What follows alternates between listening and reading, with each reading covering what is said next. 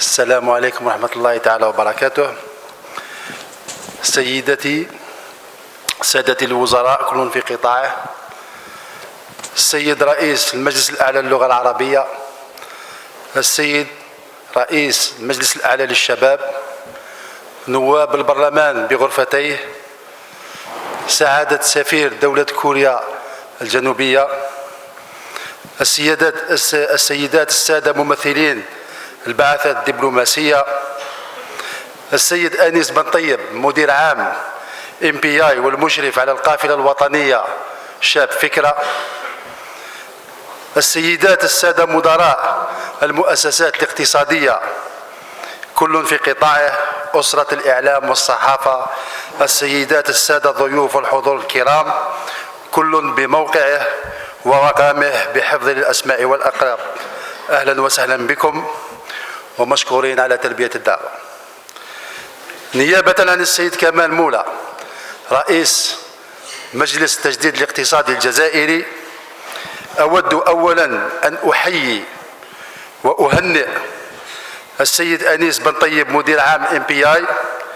والمشرف على القافلة الوطنية شاب فكرة في طبعته الثانية، المبادرة التي ننخرط فيها كلنا كمتعاملين اقتصاديين في المجلس التجديد الاقتصادي الجزائري تجسيدا لاهتمام الدولة وعلى رأسها السيد رئيس الجمهورية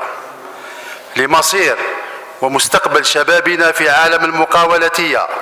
ومحاربة البطالة وخلق قيمة مضافة بتجسيد كل فكرة مبدعة إلى مشروع ناجح بمرافقة كل مؤسسات الدولة المعنية على المستوى المركزي والمحلي.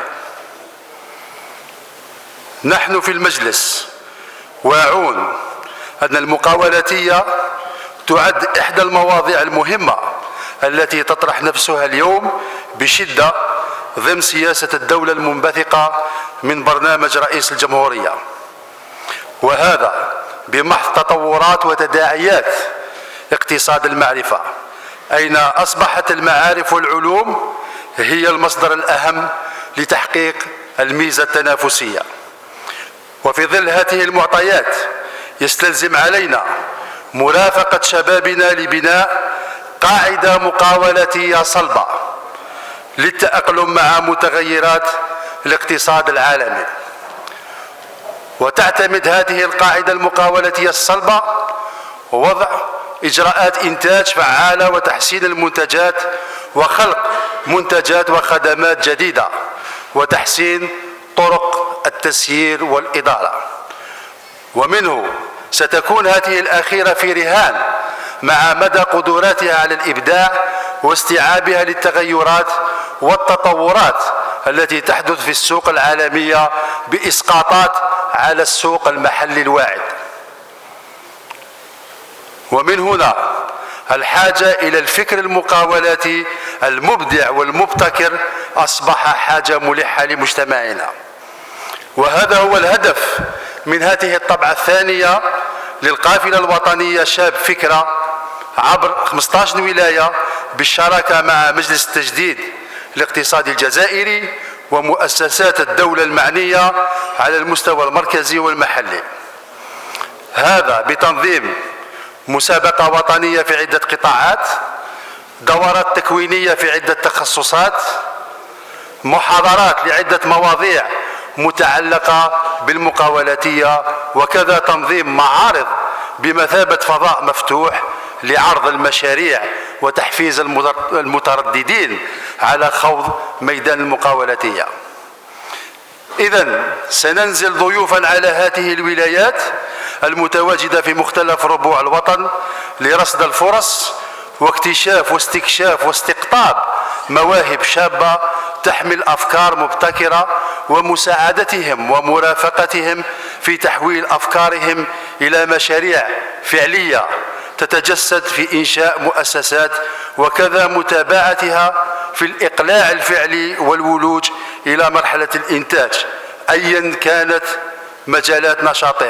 نشاطها، وهذا بغية المساهمة في التنمية المحلية بالدرجة الأولى وكذا التنمية الوطنية، ونحن على يقين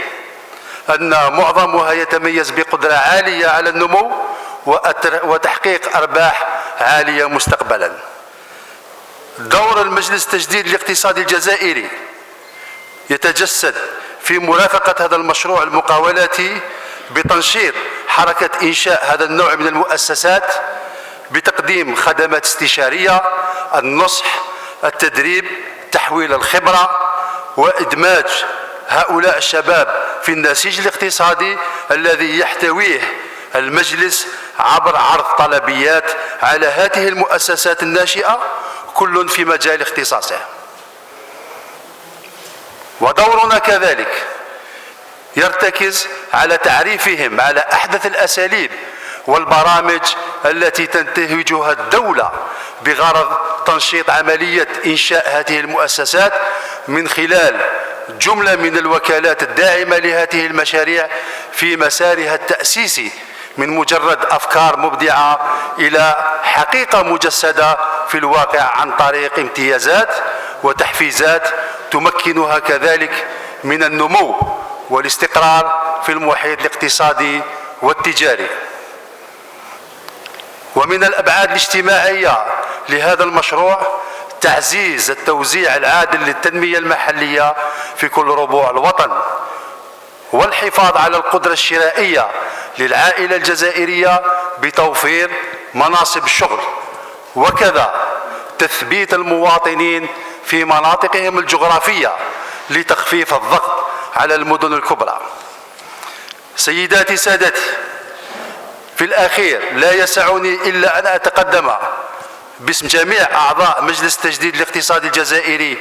وعلى رأسهم السيد الرئيس كمال مولا بعبارات الشكر والامتنان إلى كل مؤسسات الدولة